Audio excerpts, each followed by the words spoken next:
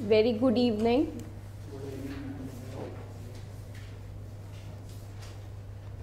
Okay, we had to start with primary market.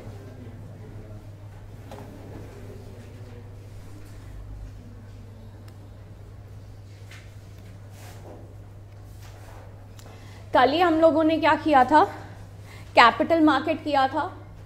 तो capital market के further बाइफिकेशंस क्या हैं, primary market and secondary market, जिसमें आज हम primary market and secondary market cover करते हैं। तो प्राइमरी मार्केट क्या है, प्राइमरी मार्केट जहां पे भी हम क्या कर रहे हैं,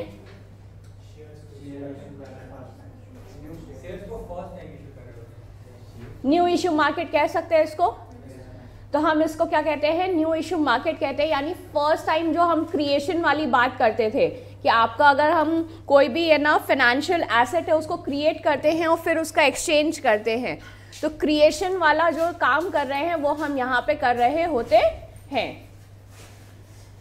it is the market where the securities issue for the first time. अब आते हैं मेथड्स ऑफ फ्लोटेशन पे कि क्या क्या मेथड है। आपकी सिक्योरिटीज क्रिएट हो गई, ठीक है। क्रिएट होने के लिए क्या होगा कि यहाँ पे फर्स्ट टाइम क्या करेंगे, हम इशू कर रहे होंगे। अब किस तरीके से हम इशू करेंगे, तो वो हो गया आपके मेथड्स ऑफ फ्लोटेशन, यानी मार्केट में हम लाएंगे किन किन तरीकों को हम यूज करके मार्केट में ला सकते हैं। तो पहला है प्रोस्पेक्टस को यूज करके, जो सबसे हम कहें कि अगर आपकी जितने भी सिक्योरिटीज है उसको आप प्रोस्पेक्टस के थ्रू इशू कर दो, सबसे इजी आसान तरीका हमारा क्या है कि हम इशू ऑफ प्रोस्पेक्टस कर देते हैं। फिर आता है ऑफर फॉर सेल। यहाँ पे एक चीज है कि ऑफर थ्रू प्रोस्पेक्टस जब आप कर रहे होते हैं, अगर आप रिनाउंड हैं और कोई किसी नए प्रोजेक्ट के लिए कर रहे हैं तो आपके लिए आसान होगा। बाकी आप एग्जिस्टिंग नहीं है तो आप प्रोस्पेक्टस इशू करेंगे, मेथड्स ऑफ फ्लोटेशन नहीं है।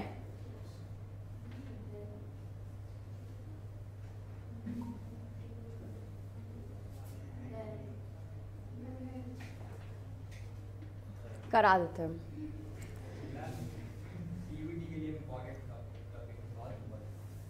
CUET के लिए ना बोर्ड्स में है भाई, आ जाते हैं।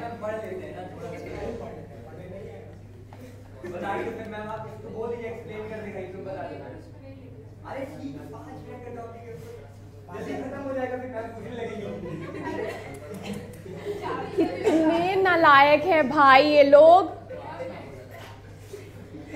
मतलब टॉपिक कवर हो जाएगा तो मैम पूछने लगेंगी ये मुद्दा है क्लास का।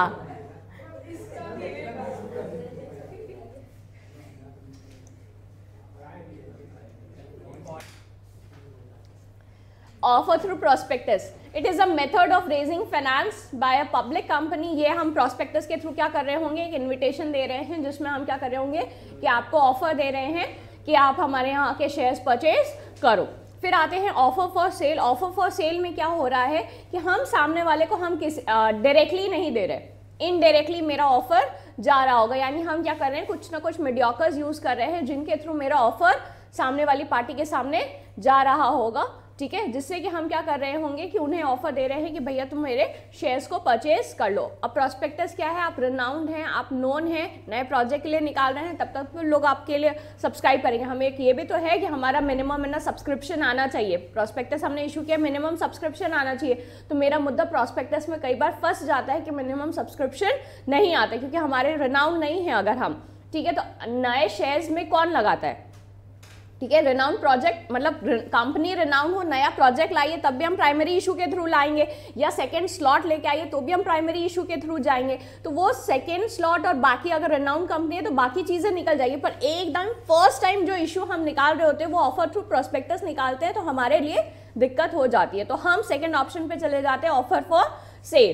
तो इसमें हम क्या कर रहे हैं, कोई ना कोई इंटरमीडिएटरी हम यूज कर रहे हैं जिसके थ्रू हम क्या करते हैं, ऑफर निकाल रहे होते हैं। हम इंटरमीडिएटरी को पटाते हैं, हम उसको कहते हैं कि भैया मेरे शेयर्स को तुम क्या करो मार्केट में निकलवा दो। उसके लिए हम उसे कुछ कमीशन, ब्रोकरेज जो भी ऐसा होगा वो हम पे करने के लिए रेडी होते हैं। फिर आते हैं प्राइवेट प्लेसमेंट्स। इसमें हम क्या कर रहे हैं, किसी भी इंस्टीट्यूशनल इन्वेस्टर को हम पटा रहे हैं कि तुम क्या कर लो, मेरे शेयर्स को परचेज कर लो। तो यहाँ पे क्या होगा, एक इंस्टीट्यूशनल इन्वेस्टर है तो एक तो बल्क में उसने परचेज कर लिया, हमें एक एक के पास नहीं जाना पड़ा। बल्क में जब परचेज कर लिया सामने वाले ने तो एक हमें डाइल्यूशन ऑफ जो डाइल्यूशन वाला भी मुद्दा था वो भी कहीं ना कहीं कंट्रोल हो जाता है, क्योंकि एक इंस्टीट्यूशनल इन्वेस्टर है, हम उसको कह दिए तो उतने, अगर वोटिंग राइट्स की भी बात आती है तो हम उससे आराम से अपने फेवर में वोट्स करा लेते हैं, ठीक है। तो हमने इंस्टीट्यूशनल इन्वेस्टर को चूज कर लिया। फिर आते हैं राइट इशू, जिसमें हम क्या कर रहे होते हैं, एग्जिस्टिंग जो मेरे पास है ना शेयर होल्डर्स है, ठीक है, एम्प्लॉयज है या शेयर होल्डर्स है, शेयर होल्डर्स है, ईसॉप अगर हम एम्प्लॉय स्टॉक ऑप्शन निकालते हैं तो वो एम्प्लॉयज के लिए निकालते हैं, वरना हम राइट इशू क्या कर रहे होते हैं कि जो मेरे एग्जिस्टिंग शेयर होल्डर्स है उनको हम एक राइट देते हैं कि पहले आप परचेज कर लो, फिर उसके बाद हम क्या करेंगे, मार्केट में वो शेयर्स हम निकालेंगे। अगर आपने अपना राइट एक्सरसाइज नहीं किया तो हम वो मार्केट में निकालेंगे। एग्जिस्टिंग शेयर होल्डर के पास ही शेयर जाने से क्या होगा, फिर से डाइल्यूशन नहीं होगा, ठीक है, डाइल्यूशन नहीं होगा। तो इस वजह से हम इनको पहले ऑफर देते हैं कि आप ही परचेज कर लो, और वो ऑलरेडी हैं तो उनको कंपनी के सिचुएशन और ये सारी सिनेरियोज पता होते हैं, तो आराम से इन्वेस्ट करना चाहें तो फर्दर इन्वेस्ट आराम से कर सकते हैं। फिर हम पब्लिक के लिए निकाल रहे होते हैं। फिर आते हैं EIPOs यानी इलेक्ट्रॉनिक फॉर्म में इनिशियल पब्लिक ऑफरिंग जिसको हम कहें, तो ये आपका वही मार्केट का ऑप्शन है जिसमें हम क्या करेंगे, स्टॉक एक्सचेंज के थ्रू हम अपने शेयर्स को निकाल रहे होंगे। फिर आते हैं सेकेंडरी मार्केट में। अब सेकेंडरी मार्केट की अगर हम बात करें तो यहाँ पे खाली क्या होती है, जो एग्जिस्टिंग जो न्यू इशू मार्केट में इशू कर दिया गया है उसकी सिर्फ बाइंग एंड सेलिंग होगी, ठीक है। तो यानी अगर सेकेंडरी मार्केट की बात करें तो किस चीज से रिलेटेड है, खाली buying and selling of existing security, जो ऑलरेडी एग्जिस्टिंग है उसकी सिर्फ क्या हो रही होगी, बाइंग एंड सेलिंग हो रही होगी। अब आते हैं, it is an institution which provides a platform for buying and selling already issued security according to the securities contract regulation act 1956।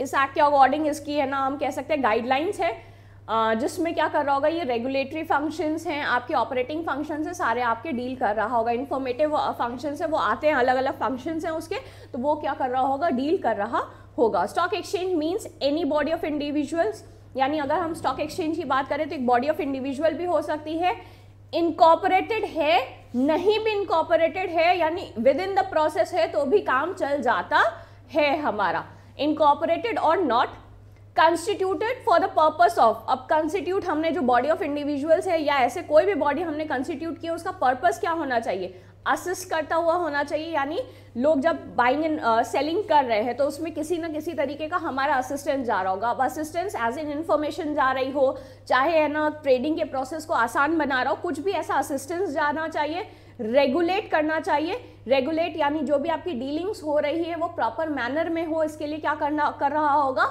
Regulate कर रहा होगा। नॉर्म्स निकाले होंगे कि इस नॉर्म्स को आपको फॉलो करना होगा, जो भी इंटरमीडिएटरीज बीच में आ रहे हैं उनके लिए सबके लिए रूल्स एंड रेगुलेशंस होंगे। तो ये ट्रांजैक्शन आपका इजी हो, प्रॉपर्ली रेगुलेट हो, उसके लिए हो, या controlling the business of buying and selling, ठीक है, या टोटलिटी में क्या कर रहा होगा, कंट्रोल कर रहा होगा कि मैल प्रैक्टिसेस वगैरह, प्राइस रेजिंग या जितनी भी मैल प्रैक्टिसेस है वो किसी भी तरीके की मैल प्रैक्टिसेस ना हो पाए, और वो होगी बाइंग एंड सेलिंग ऑफ जो एग्जिस्टिंग सिक्योरिटीज है उनकी बाइंग एंड सेलिंग हो रही होगी। फिर आते हैं difference between primary market and secondary market. अगर छोटा देखें डिफरेंस तो यहाँ पे है इनिशियल पब्लिक ऑफरिंग, यानी फर्स्ट टाइम जो हमारी आती है उनका है, या फिर जो एग्जिस्टिंग कंपनी है उसका कोई नया प्रोजेक्ट या वो स्लॉट ऑफ शेयर्स या हम कहें सिक्योरिटीज जो अभी तक मार्केट में आया नहीं है, फर्स्ट टाइम मार्केट में भेजना है तो फर्स्ट टाइम हम किसके थ्रू भेजेंगे, प्राइमरी मार्केट के थ्रू भेजेंगे। सेकेंडरी मार्केट में हम जो आ चुका है मार्केट में जस्ट उसकी बाइंग एंड सेलिंग कर रहे होते हैं। तो यहाँ पे अगर हम कहें तो हम ट्रेडिंग का प्रोसेस कर रहे होते हैं of existing securities.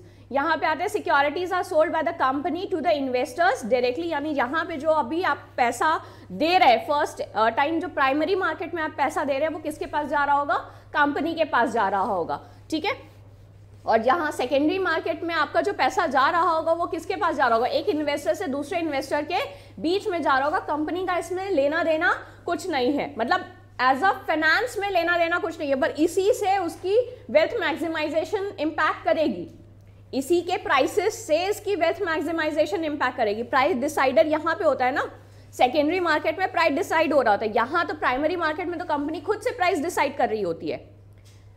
Company primary market में अगर उसने फर्स्ट टाइम का स्लॉट निकाला है, उसने बोला 10 रुपए का शेयर है तो वो 10 ही रुपए वाला रहने वाला है, उससे ज़्यादा कुछ नहीं होने वाला है, सेकेंडरी मार्केट में ये होता है कि मार्केट के डिमांड एंड सप्लाई फोर्स के अकॉर्डिंग क्या हो रहा होता है, प्राइसेस फ्लक्चुएट कर रहे होते हैं। तो ये प्राइस का जो हम वेल्थ मैक्सिमाइजेशन वाला जो कंसेप्ट ले रहे होते थे कि शेयर्स का प्राइस ऊपर जाएगा तो हमारी वेल्थ मैक्सिमाइज हो रही है, नीचे जा रहा है तो हम प्रॉब्लमेटिक सिचुएशन में, तो ये वाला जो कंसेप्ट था वो ये वाले मार्केट से हैम्पर हो रहा होता है। फिर आते हैं ensures the flow of fund from saver to the investor, यानी हम क्या करेंगे कि है ना फंड के फ्लो हम इंश्योर करते हैं कि जो मोबिलाइजेशन ऑफ सेविंग जिसको हम कहते थे कि हम क्या कर रहे हैं, हम चाह रहे हैं कि घर में जो सेविंग्स रखी है कहीं पे भी इन्वेस्ट नहीं कर रहे, बैंक अकाउंट में सेविंग्स पड़ी है, वो आके हमारे यहाँ पे इन्वेस्ट हो जाए। यहाँ पे increase the liquidity, hence indirectly promotes the capital formation. एक तरीके से हम कह सकते हैं कि लिक्विडिटी इन्हांस कर रहा है। लिक्विडिटी कैसे इन्हांस कर रहा है, फॉर एग्जाम्पल मेरा आज शेयर रखने का मन नहीं है तो हमें बायर्स मिल जाएंगे, तो ये मार्केट है इस वजह से हमें बायर्स मिल रहे हैं। अगर पहले के ज़माने में कहें तो हमें ये स्टॉक मार्केट इतना इन्हांस्ड वे में इलेक्ट्रॉनिक फॉर्म में हुआ नहीं करता था, तो हमें अगर शेयर बेचना है तो हमें बायर मिलने से रहा, और जब शेयर की वैल्यूज पता चल रही है, कंपनी की वैल्यू डिक्लाइनिंग पोजीशन में हमें पता चल रही है कि डिक्लाइन कर रही है, तो और मुश्किल से नहीं मिल रहा होता था। ठीक है, तो इसीलिए पैसा क्या हो जाता था, होल्ड हो जाता था, लिक्विडिटी नहीं रहती थी। आज के समय में क्या है कि इतना ईजी एक्सेसिबल है कि लिक्विडिटी आपको रहती है, जब भी आप सेल करना चाहो तब आराम से सेल हो जाएगा, जब भी परचेज करना चाहो कोई भी शेयर आराम से आप परचेज कर सकते हैं। फिर आते हैं only buying of security takes place. यहाँ पे सिर्फ हम क्या कर रहे होते हैं, खरीद रहे होते हैं, सामने वाला यानी कंपनी बेच रहा होता है। यहाँ पे बाइंग एंड सेलिंग दोनों हो रहा होता है, यानी आप क्या कर सकते हो, परचेज भी कर सकते हो और बेचना चाहो तो आराम से आप अपने सिक्योरिटीज को बेच भी सकते हो। यहाँ सेलर कौन है, आप ही है, आप ही में से एक इन्वेस्टर सेलर भी है और आप ही में से एक इन्वेस्टर क्या है, बायर भी है। ठीक है, तो दोनों प्रोसेस यहाँ पे हो रहा होता है। Price are decided by the management of the company. यहाँ प्राइस डिसाइडर कौन होती है, कंपनी होती है। यहाँ प्राइस डिसाइडर कौन होता है, डिमांड एंड सप्लाई फोर्सेस जो होते हैं उसके हिसाब से प्राइस डिसाइड हो रहे होते हैं।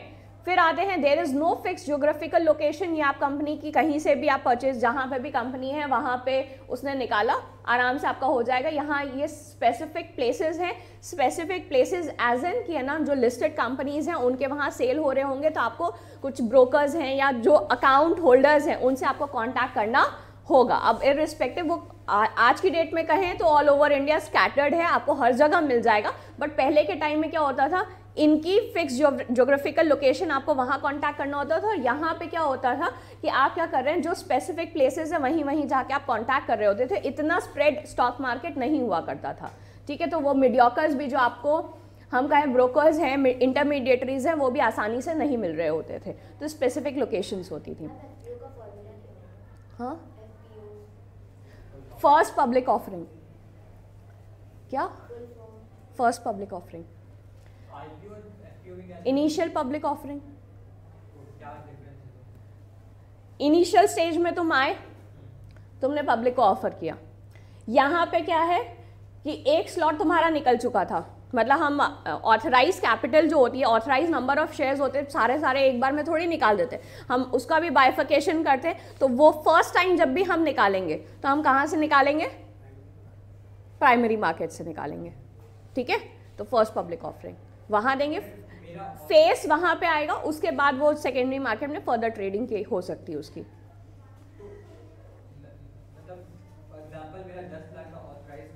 हाँ, पहली बार में हमने 5 लाख इशू करा, हाँ, बट स्टिल 5 लाख और कर सकते हैं, दूसरी बार में फिर आईपीओ ला देंगे, दूसरा आईपीओ, ऐसा हो सकता है। हाँ, तो आईपीओ क्यों लाओगे तुम, फिर उसको हम फर्स्ट पब्लिक ऑफरिंग कहेंगे ना। इनिशियल पहली बार हम आए, सबसे पहले हम आए तो वो इनिशियल स्टेज थी मेरी। फिर अब इस शेयर का वो फर्स्ट टाइम पब्लिक देख रही है ना, उस स्लॉट को पब्लिक फर्स्ट टाइम देख रही है, तो फर्स्ट पब्लिक ऑफरिंग। समझ रहे हो, उसको अभी तक पब्लिक के सामने लाया ही नहीं, हमने 5 लाख लाया, बाकी का 5 लाख का हमने रख लिया अपने पास, पर रख लिया है, अभी हमने इशू किया ही नहीं है मार्केट में, हम उसको लेके ही नहीं आए। तो जब भी हम लेके आएंगे तो किसके थ्रू लेके आएंगे, प्राइमरी मार्केट के थ्रू लेके आएंगे। ठीक है, मतलब आपका पहला चेहरा जो हम कहें कि वो पर्दा उठाया जाएगा, वो कहाँ उठाया जाएगा, प्राइमरी मार्केट के थ्रू उठाया जाएगा। दूसरा टर्म था मैम एसपीओ करके, सब्सिडियरी पब्लिक ऑफरिंग, एफपीओ सुना नहीं। Now coming to stock exchange. Stock exchange पे आते हैं, तो स्टॉक एक्सचेंज क्या है, एक इंस्टीट्यूशन है जहाँ पे हम क्या कर सकते हैं, जो हमें प्रोवाइड करता है एक प्लेटफॉर्म किसके लिए, buying and selling of securities के लिए। तो stock exchange help the companies to raise funds, ठीक है, फंड को हमें आराम से रेज कर ले इजीली। अगर हमें इतने सारे इन्वेस्टर मिल रहे हैं तो आराम से हमें फंड्स जब भी रेज करना होगा तो मिल जाएगा। लिक्विडिटी यानी जब भी एक इन्वेस्टर उसको सेल करना चाहे तो आराम से वो अपने स्टॉक्स को सेल कर सके, यानी ट्रांसफर हम है ना कन्वर्ट कराना चाहे इन है ना रीमेटेरियलाइजेशन जिसको कहते हैं वो भी आराम से हो जाए, हम सेल करना चाहें तो वो भी आराम से हो जाए, ये आपको देता है। सेफ्टी ऑफ इन्वेस्टमेंट्स यानी जितने भी इन्वेस्टमेंट किया है उसकी सेफ्टी रहे, आपके साथ फोर्जरी ना हो पाए, क्योंकि ये क्या करते हैं, खाली अगर स्टॉक एक्सचेंज की हम बात करें तो स्टॉक एक्सचेंज की रिस्पॉन्सिबिलिटी खाली एक हम कह सके प्लेटफॉर्म प्रोवाइड करना नहीं है, बट आपको इन्फॉर्मेशन भी प्रोवाइड करना है। जितनी भी लिस्टेड कंपनीज हैं उनकी सबकी इन्फॉर्मेशन आपको वो प्रोवाइड करने की रिस्पॉन्सिबिलिटी किसकी है, वो स्टॉक एक्सचेंज की। वो ये असेस करता है, सेबी की गाइडलाइंस है कि वो क्या करेगा, असेस करेगा कि हाँ ये कंपनीज क्या हैं, अगर लिस्टेड है तो हम कहते हैं ना निफ्टी में आ रहा है, इसमें आ रहा है, तो ये निफ्टी वगैरह में अगर आ रही हैं तो उनकी हम रिकॉर्ड्स चेक करते हैं कि फाइनेंशियल पोजीशन आप तो चेक करोगे इन्वेस्टमेंट के पहले, वो अलग बात है। एक एज अ मीडियोकर ये लोग हैं तो ये लोग भी चेक करते हैं कि हाँ इनकी फाइनेंशियल पोजीशन कहाँ पे स्टैंड हो रही है, ताकि वो इन्वेस्टर को प्रॉपरली गाइड कर सके कि आपके इन्वेस्टमेंट्स इनमें होने चाहिए। उनने एक क्राइटेरिया क्रिएट किया, अब उसमें वो नीचे से सरकती भी है कंपनीज, है ना, टॉप में है सरकती भी, अब वो ऊपर से नीचे अगर आ रही है तो क्यों, क्योंकि उनके फाइनेंशियल पोजीशन में ऐसी कोई सिचुएशन क्रिएट हो रही होगी जिसको सेबी ने असेस किया है, जिसकी वजह से ये फ्लक्चुएशंस उसमें आ रहे हैं। तो वो आपको ये गाइड कर रही होती है कि भैया फर्स्ट पोजीशन में नहीं है तो यानी ये डिक्लाइन हो रही है फाइनेंशियल पोजीशन, ठीक है। अगर उस लिस्ट से ही बाहर हो गई है तो यानी पोजीशन क्या हो रही है, और डिक्लाइन हो रही है। तो ये आपको समय समय पे क्या कर रहे होते हैं, गाइडलाइन की गाइड करने का भी काम कर रही होती है। फिर आते हैं safety of investment to the investor and enhance the credit worthiness of the individual companies. Credit worthiness को इन्हांस करना, क्यों इन्हांस करना, क्योंकि क्या है ना क्रेडिट रेटिंग एजेंसीज हैं वो असेस करेंगी तो आप किस ग्रुप में बिलोंग करते हैं वो चीज़ भी मेंशन की जाएगी, और वो चीज़ मेंशन की जाएगी तो आपकी क्रेडिट वर्दीनेस अगर अच्छी है, ठीक है, तो उसका भी रिकॉर्ड मेंटेन हो रहा है कि हाँ इसकी क्रेडिट वर्दीनेस अच्छी है। तो अगर तुम सिक्योरिटीज यहाँ से परचेज करना चाहो, इसमें इन्वेस्टमेंट करना चाहो तो कर सकते हो। अब उसने क्रेडिट मतलब अगर हम क्रेडिट रेटिंग में मान लीजिए कि CD और है ना XYZ पता नहीं कहाँ तक पहुँचा रखा हो, उसके बाद भी आप इन्वेस्टमेंट करते हो तो ये आपकी गलती है ना। उसने तो आपको असेस करके बता दिया कि इनकी फाइनेंशियल पोजीशन ये चल रही है, ठीक है। वहाँ डेटा एनालिसिस्ट वो बैठे हैं, ठीक है, फाइनेंशियल एनालिसिस उनका अच्छा है, तो उनने जब असेस करके आपको बता रखा है उसके बाद भी अगर आप इन्वेस्ट करते हैं तो ये किसकी गलती होती है, फिर वो आपकी गलती है, ठीक है। तो यहाँ पे आते हैं फिर meaning. According to securities contract regulation act 1956 stock exchange means any body of individuals whether incorporated, ये ऊपर वाली है, whether incorporated or not, constituted for the purpose of assisting, regulating and controlling the issue of buying and selling and dealing of securities। तो ये आपकी definition है, meaning है, सभी यही है। Functions of stock exchange, functions में हम देखते हैं कि क्या क्या फंक्शन प्रोवाइड करता है। तो यहाँ पे आते हैं, provides liquidity and marketability to existing securities, यानी हम जब भी क्या करना चाहें उसको ना लिक्विडिटी पोजीशन है, जब भी हम मार्केट करना चाहें यानी हम जब भी सेल करना चाहें तो हम आराम से अपनी सिक्योरिटीज़ को क्या कर सके, सेल कर सके। प्राइसिंग ऑफ सिक्योरिटीज़, वो डिमांड एंड सप्लाई के फ्लो से क्या होगा, आपकी स्टॉक की प्राइसेस डिसाइड होते हैं। तो वो डिमांड एंड सप्लाई फोर्सेस वो असेस कर रहा है ना, तब जाके प्राइसेस डिसाइड हो रहा है। उस पर किसका कंट्रोल है, कंपनी का क्या कंट्रोल है, कंपनी का कंट्रोल नहीं है, वो प्राइस डिसाइडर यहाँ पे नहीं है, ये मार्केट के फोर्सेस हैं जिससे कि क्या हो रहा है, प्राइस डिसाइड हो रहा है। तो इसमें किसी का भी कंट्रोल नहीं है, ठीक है। एक इंडिविजुअल बॉडी अगर हम कहें तो यहाँ सेबी और स्टॉक एक्सचेंज का ही इस पे कंट्रोल चल रहा है, जो आपकी क्या कर रहा है, डिमांड एंड सप्लाई के फोर्सेस के हिसाब से प्राइस डिसाइड कर रहा है और इंडिकेट कर रहा है। अब स्टॉक के प्राइसेस नीचे जाते जा रहे हैं, अगर आप बुलिश और बेयरिश उस फेज में खेलते हैं तो बहुत अच्छी बात है कि स्टॉक के प्राइसेस नीचे जाएंगे तो भी हम परचेज कर रहे हैं, वो ऊपर जाएंगे ही जाएंगे। वो आप एनालिसिस्ट हैं तो ये काम कर सकते हैं, बट वो आपको इंडिकेट कर रहा है ना, बता रहा है ना कि स्टॉक के प्राइसेस क्या जा रहे हैं, नीचे जा रहे हैं, यानी डिमांड क्या हो रही है, नीचे जा रही है। डिमांड जैसे ही जाएगी ऊपर तो वो क्या होगा, स्टॉक के प्राइसेस भी ऑटोमेटिकली क्या होने लगेंगे, ऊपर जाने लगेंगे। तो ये डिमांड एंड सप्लाई फोर्सेस आपको एनालाइज करके बता रहे होते हैं। सेफ्टी ऑफ ट्रांजैक्शंस, कंपनी अपना आईपीओ लाती है तब तो अपने स्टॉक के प्राइसेस को हाई बता ही देती है। जैसे मामाअर्थ का आईपीओ का प्राइस अभी 100 के आसपास है, लेकिन वो जो ला रहे हैं आईपीओ 1800 में।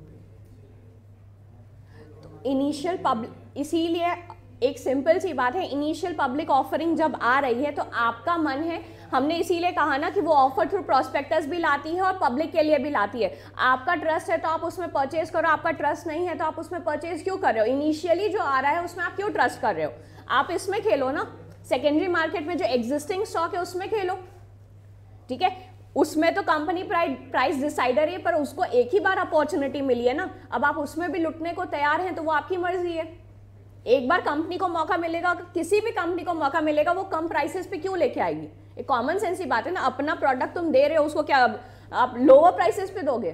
आप अपने से जो भी आपकी कैपेबिलिटी है उससे हायर प्राइसेस पे ही दोगे, आपकी जो सोच है उसके अकॉर्डिंग, ठीक है। अब आपको कम प्राइसेस पे, मान लेते हैं आपको इन्वेस्टर्स ही चाहिए कि मेरे पास वो 90% के नहीं है या मेरा डाइल्यूशन नहीं हो रहा है, तो आप लोअर प्राइसेस पे आप कर सकते हो, ठीक है, वरना आप लोअर प्राइसेस पे क्यों करोगे अपने इक्विटी को सेल? एक सिंपल सी चीज़ है। फिर आते हैं contributes to economic growth. Economic growth as in, क्योंकि प्रोडक्शन के लिए पैसा जा रहा है, आपका है ना, इकोनॉमिक एक्टिविटीज़ होगी तो अपने आप इकोनॉमिक डेवलपमेंट होगा। Spreading of equity cult, equity cult spread करने का ये मुद्दा है कि हम क्या कर रहे हैं, एक ट्रस्ट इनबिल्ड कर रहे हैं कि आप इक्विटी भी परचेज कर सकते हो। अगर आप इन्वेस्टमेंट कर रहे हो तो सारे इन्वेस्टमेंट खराब नहीं है, आपका पैसा डूबेगा नहीं। ये इंटरेस्ट जनरेट करना पब्लिक में कि आप अगर पैसा लगा रहे हैं तो आपको पैसा जनरेट होता है, पैसा और बढ़ के ही मिलता है, ताकि एक रुझान, जो पब्लिक का रुझान है वो यहाँ पे डिराइव हो, वो सेविंग्स में रखने की जगह यहाँ पे क्या कर सके, इन्वेस्टमेंट्स कर सके। फिर आते हैं प्रोवाइडिंग स्कोप फॉर स्पेक्यूलेशन, ये जो प्राइस ऊपर नीचे जा रहे हैं, ठीक है, तो एक स्कोप प्रोवाइड करता है जिससे कि स्पेक्यूलेटिव एक्टिविटीज़ थोड़ी बहुत हो सके। फिर आते हैं ट्रेडिंग एंड सेटलमेंट प्रोसीजर। अब ट्रेडिंग एंड सेटलमेंट प्रोसीजर कि अगर हम बात करें तो यहाँ पे क्या होगा, कंप्यूटर टर्मिनल्स के थ्रू क्या होता है, आपका सारा का सारा ट्रेडिंग प्रोसीजर हो रहा होता है। और stock exchange has the main computer system जिसके टर्मिनल्स ऑल ओवर है ना कंट्री स्प्रेड होते हैं, जिससे कि डीलिंग्स हो रही होती है। Trading and of securities is done to the brokers व the members of the stock exchange. ये ब्रोकर्स क्या होंगे, फर्स्ट खुद को रजिस्टर कराते हैं, उनका फाइनेंशियल स्टेटमेंट कह लीजिए, उनका असेसमेंट कह लीजिए, उनके लिए भी रेगुलेशंस होते हैं जिनको जो डॉक्यूमेंटेशंस है, रेगुलेशंस है, सारे फॉलो करने होते हैं, देने होते हैं जैसी जैसी रिक्वायरमेंट है उसके हिसाब से। तो ये रजिस्टर हो जाएंगे तो ही ये एज अ ब्रोकर काम कर सकते हैं, वरना काम इंटरमीडिएटरी की तरह नहीं कर सकते हैं। Every broker has to access the computer terminal that is connected to the main stock exchange. अब ये असेस करते रहेंगे, हम अपने ऑर्डर्स इनको प्लेस करेंगे और ये फर्दर अपनी डीलिंग्स कर रहे होंगे।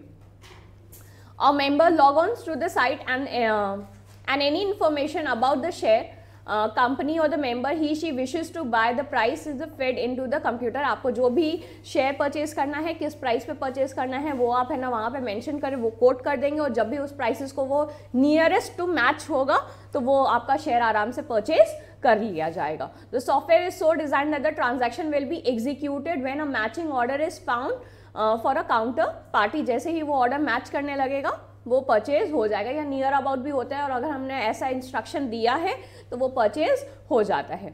The computer in the brokers office is constantly matching the orders at the best bid और द ऑफर प्राइस। जो भी हमने डिसाइड किया होगा, हमने बोला होगा कि इस प्राइस पे परचेज कर लेना, तो वो ऑफर प्राइस और बेस्ट प्राइस होता है, उससे वो आपका परचेज कर लेगा। जैसे ही वो मैच होने लगेगा वो आपको कांटेक्ट करेगा कि ऐसा मैच हो रहा है, आपको परचेज करना है। अगर सेम हो रहा है तब तो वो कॉल नहीं करने वाला, बट अगर सेम हो रहा है, नहीं हो रहा है, नियर अबाउट है, बेस्ट प्राइस आपको मिल रहा है, तो वो आपको कांटेक्ट करके बताएगा और उस हिसाब से परचेज हो जाएगा। इलेक्ट्रॉनिक ट्रेडिंग सिस्टम और screen based trading system has certain advantages. अब क्या क्या एडवांटेजेस, अगर हम पूरी ट्रांसपेरेंसी लेके आए हैं तो ये अगर कंप्यूटर बेस्ड सिस्टम है तभी सबके ऊपर ट्रांसपेरेंसी आई है और हम इस पर ट्रस्ट करने लगे हैं। जो पहले कंप्यूटर बेस्ड सिस्टम नहीं हुआ करता था, वो दलाल स्ट्रीट वाला वो जो सिस्टम हुआ करता था, ठीक है, तो वहाँ पे ट्रांसपेरेंट नहीं था और इसीलिए लोगों को इस सिस्टम पे विश्वास नहीं था। कुछ लोग लगाते ही थे, लोग लगाने वाले लगाते ही थे, बट क्या था कि हम एक माइंडसेट था कि अगर हमने इनमें पैसा लगाया है तो पैसा डूबना ही है, मिलना कुछ नहीं है। इट इंक्रीजेज एफिशिएंसी इंफॉर्मेशन, यानी हम कह सकते हैं इंफॉर्मेशन की एफिशिएंसी इन्हांस होती है जैसे ही अपडेट होगा, ठीक है, सिस्टम अपडेट करना ही है और क्या करना है, तो उनको क्या जैसे जैसे कुछ भी हो रहा है तो वो क्या करते हैं, इन्फॉर्मेशन को अपडेट करते जाते हैं जिससे कि आपको जो प्रेजेंट कंपनी के सिनेरियोज हैं या सिचुएशन है वो आराम से मिलती जाती है। It increases efficiency of operation, transactions आराम से हो जाते हैं। उसमें भी किसी का कह सकते हैं जो पहले मीडियोकर्स है ना, उसमें जो भी होते थे वो प्रॉब्लम करते थे, यानी कह लीजिए कि किसी प्राइस पे हमने डिसाइड किया है, उनने कुछ आपको इन्फॉर्मेशन दी कि ये हो रहा है, बीच में और ज़्यादा मार्जिन, वो सारी चीज़ें अब नहीं पॉसिबल है। People from all over the country even abroad who wish to participate in the stock market can buy and sell securities। अब आते हैं ट्रेडिंग एंड सेटलमेंट प्रोसीजर पे।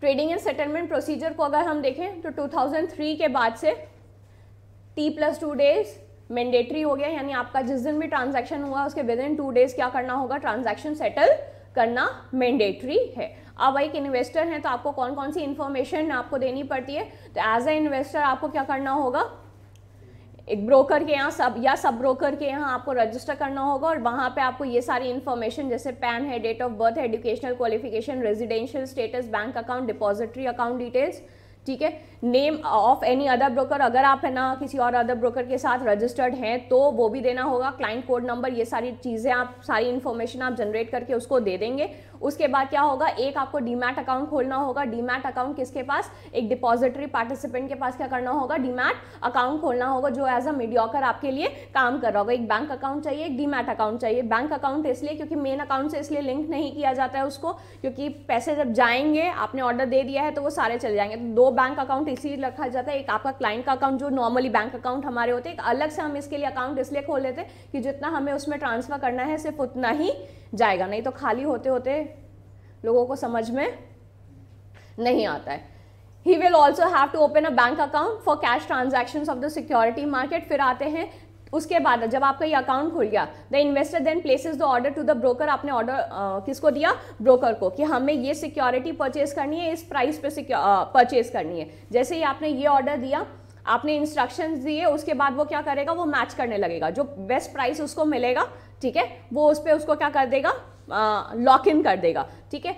वो लॉक इन जैसे ही करेगा तो when the shares are bought and sold, तो जो भी प्राइस मेंशन्ड है it will communicate to the broker's terminal, ठीक है।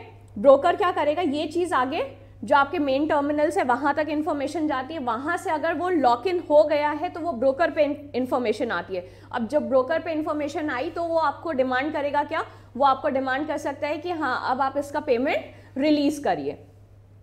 तो will be executed electronically and broker will issue a trade confirmation slip to the investor. अब आपको जब भी पैसे देने होंगे तो जब तक आपको ट्रेड कंफर्मेशन स्लिप नहीं मिल जाती है तब तक आप पैसे रिलीज नहीं करेंगे। ये ट्रेड कंफर्मेशन स्लिप में आपको टाइम भी दिया रहता है, ये ट्रांजैक्शन आईडी होती है कि ये ट्रांजैक्शन इस समय में, क्योंकि शेयर के prices with in a minute भी फ्लक्चुएट होते हैं, ठीक है, तो आपको कैसे पता चलेगा कि ये इसी टाइम पे क्या हुआ है, लॉक इन हुआ है। तो ये ट्रेड कंफर्मेशन जो स्लिप है, ये जो आईडी जनरेट हुई है, इससे आपको कंफर्म हो जाएगा कि हाँ ये ही प्राइस पे इसी समय मेरा शेयर लॉक हुआ है।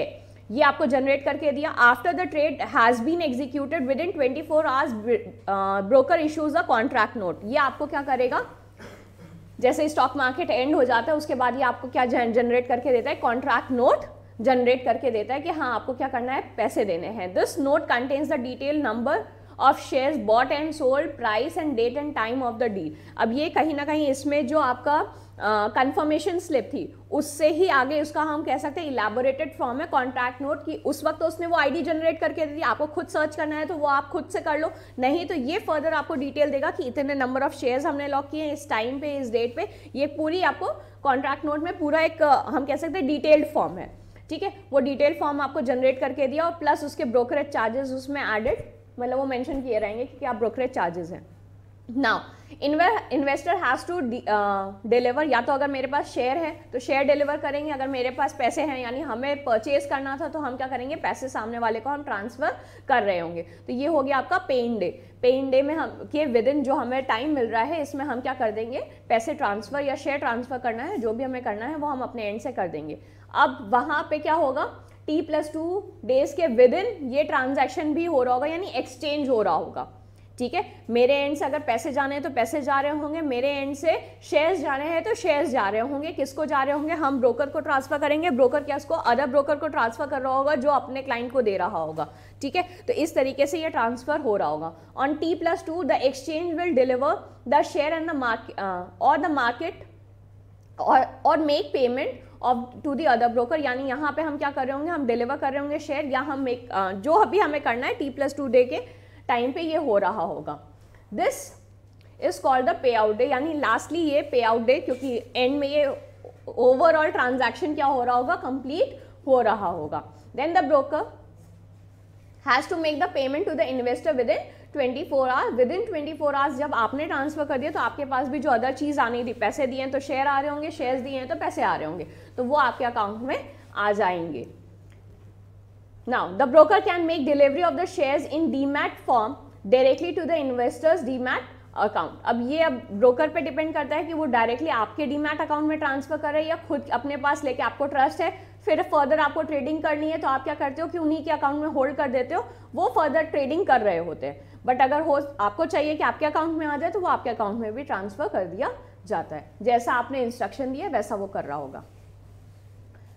Now डीमेटेरियलाइजेशन and depositories. डीमेटेरियलाइजेशन क्या है? यानी हम क्या कर रहे हैं, आपके जितने भी सिक्योरिटीज हैं वो इलेक्ट्रॉनिक फॉर्म में जब तक हैं तो वो डीमैट फॉर्म है। रीमेटेरियलाइजेशन क्या है कि हम क्या चाह रहे हैं कि जो इलेक्ट्रॉनिक फॉर्म में है वो क्या आ जाए, शेयर वारंट के फॉर्म में हमें जनरेट करके दे दिया जाए, तो वो रीमेटेरियलाइजेशन है।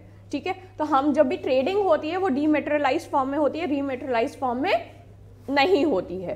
ठीक, आ रही बात समझ में? ये रीमेटेरियलाइजेशन हम गुडविल कह रहे हैं, हमें विल लिखना है, हमें कुछ ऐसा करना है, तो हम एक बार जनरेट कराते हैं कि ये मेरे पास था, ये हम आपको ट्रांसफर कर रहे हैं। रीमेटेरियलाइजेशन हम है ना तब भी कराते हैं, फॉर एग्जांपल आपको कोई प्रॉपर्टी लेनी है या कुछ ऐसा लेना है, आपने मॉर्गेज, अपने शेयर्स, अपने इन्वेस्टमेंट्स ही कहीं ना कहीं मॉर्गेज कर रखे हैं, तो आपको एक रिटन फॉर्म तो चाहिए ना कि आपके पास ये होल्डिंग्स है ना, तो हम उसको रीमेटेरियलाइज कराएंगे। ठीक है, यानी हम कन्वर्ट कराएंगे, वरना आपका डीमेटेरियलाइज फॉर्म, ट्रेडिंग के लिए आपका डीमेटेरियलाइज फॉर्म ही आप यूज कर रहे होते हैं। अब डिपॉजिटरी क्या है? डिपॉजिटरी हम कह सकते हैं कि इलेक्ट्रॉनिक फॉर्म में जो आपके शेयर्स को रख रहे हैं, जैसे बैंक अकाउंट हमारा होता है, ठीक है, बैंक अकाउंट में हम लोग फाइनेंशियल ट्रेडिंग कर रहे होते हैं, है ना, फाइनेंस की इधर उधर कर रहे होते हैं। यहाँ पे अगर डिपॉजिटरी है तो हम शेयर्स से रिलेटेड जो भी काम कर रहे होंगे, अपने सिक्योरिटी से रिलेटेड, वो हम किस में कर रहे होंगे? डिपॉजिटरी में कर रहे होंगे। और depository keep securities in electronic form on the behalf of the investor. In depository securities account can be open, all shares can be deposited, they can be withdrawn, sold anytime as per the instructions to deliver and the receive on the behalf of the investor। जैसे finance का लेना देना कुछ भी करना आप करते हैं, ठीक है, जैसे बैंक अकाउंट में डीलिंग करते हैं, वैसे शेयर की डीलिंग हम किस में कर रहे होंगे? एज ए डिपॉजिटरी में हम कर रहे होंगे। अब दो डिपॉजिटरी है, NSDL और CDSL, ये दो हमारी डिपॉजिटरीज है। ठीक है, अब इनमें अगर हम क्या हो रहा होगा, डिपॉजिटरी पार्टिसिपेंट जो है वो इन्हीं में अपने आप को क्या कर रहा होगा? रजिस्टर करा रहा होगा। अब NSDL की अगर हम बात करें तो ये जॉइंट वेंचर है किसका? IDBI और UTI and national stock exchange. CDSL की अगर हम बात करें तो ये किस किस का है? बॉम्बे स्टॉक एक्सचेंज और बैंक ऑफ इंडिया का, ये मर्ज करके इन लोगों ने ओपन किया है। द डिपॉजिटरी पार्टिसिपेंट क्या कर रहा है? इंटरमीडिएटरीज की तरह हमें सर्व कर रहा है इन्हीं डिपॉजिटरीज में डीलिंग करने के लिए, चाहे वो NSDL हो या CDSL हो। Who authorise to maintain the account और in the dematerialised shares. Financial institutions, bank, clearing corporations, stock brokers, non-banking financial corporations are permitted to become the depository participants. Depository participants ये बनेंगे और हम क्या करेंगे? इनके थ्रू क्या कर सकते हैं? अपने इन्वेस्टमेंट्स कर सकते हैं। Further we will continue in our next class.